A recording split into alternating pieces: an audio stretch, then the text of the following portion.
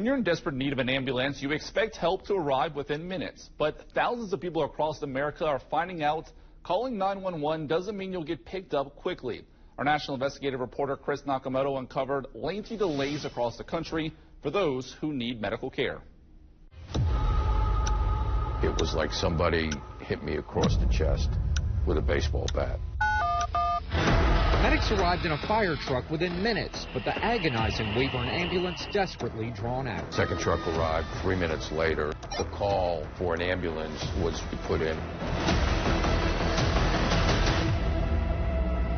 55 minutes elapsed before an ambulance showed up. Sandy Edline says all the ambulances were tied up, stuck at area hospitals, and what is well known in medical circles as waiting on the wall.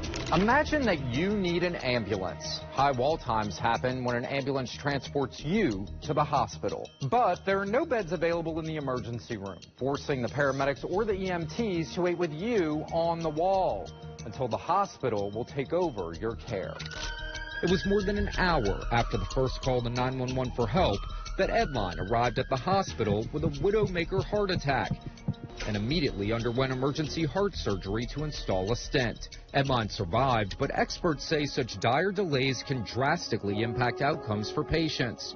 It's a setup playing out from coast to coast. Our national investigative team uncovered that in 2023 alone, data indicates ambulances reported being delayed returning to service because of long wall times hundreds of thousands of times. And this is a problem that we have everywhere across the country. Dr. Clayton Kazan is a medical director for the Los Angeles County Fire Department. State data indicates at least 70,000 patients get stuck on the wall each year in his state. If we don't do something, the hospital offload times are going to crush the EMS system. And it's going to impact people in their homes who are having acute life-threatening emergencies like cardiac arrest, seizures, or major trauma patients in the street. At hospitals around the county, our cameras captured ambulances lined up outside hospitals. Investigate TV showed Dr. Kazan these images, and he confirmed the ambulances were waiting on the wall. The problem not only prolific but personal for one California state lawmaker. As a paramedic himself, Freddie Rodriguez knows the risks wall times pose to the public. But because staffing or issues at a hospital doesn't have a bed to put that patient in, you're going to have to wait in a hallway with the patient, you and your partner, for 12 hours. Our national investigative team combed through data from the National Emergency Medical Services Information System, also known as NEMSIS, which collects data from 911 calls and where EMS crews are dispatched. Our analysis of 2023 data found that for calls where crews reported waiting on the wall, the average time it took for the ambulance to get back into service was more than 40 minutes. But many delays are even longer. We found that roughly 1 in 5 crews reported being delayed an hour or longer.